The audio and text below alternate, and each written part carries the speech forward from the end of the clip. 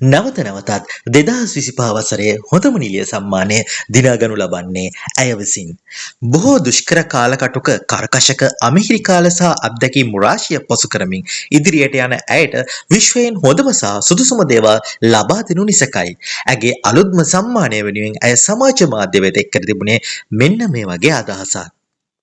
Golden Business Excellence Award 2025 Best Actress of the Year 2025 අම්මාගෙන් ලැබුණු පළමු Christmas තෑග්ග 2025 අවසන් වීමට පෙර ලැබුණු තවත් එක් ආශිර්වාදයක් හදවත පුරාම කෘතඥතාවයෙන් හැඟීම් වලින් පිරිව Golden Business Excellence Award විසින් Best Actress of the Year 2025 ලෙස මට මේ ගෞරවය පිරිනැමුවාට අතිශය කෘතඥ වෙමි.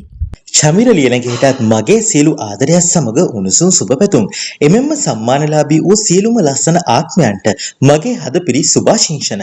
මගේ ජීවිත ගමනේ සෑම පියවරක්ම ආදරයත් අරගලත් කඳුළුත් විශ්වාසයත් අනන්ත බලාපොරොත්තුවත් සමග ගෙවුණු ගමනක්. මට විශ්වාස කළ මට ශක්තියක් දුන් මාව ඉදිරියට ගෙන යාමට ධෛර්යය දුන් සියලුම නාට්‍ය අධ්‍යක්ෂකවරුන්ට නිෂ්පාදකයන්ට කතා රචකයන්ට මාධ්‍ය ආයතන වලටද සහ මිතුරන්ට මම සදා කෘතවේදී වෙනවා.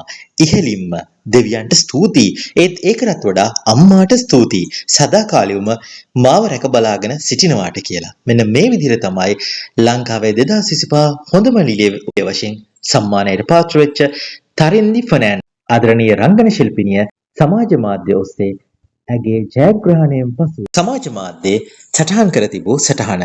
වීඩියෝ එක හොඳයි නම් ලයික් කරන්න. වීඩියෝ එක ගැන ඔයගලන්ට හිතෙන හැම දෙයක්ම වීඩියෝ එකට පල්ලෙන් කමෙන්ට් එකක් විදියට සමාජගත කරන්න කියලා අපි ඔයගලන්ට ගෞරවයෙන් මතක් කරනවා. ස්තුතියි.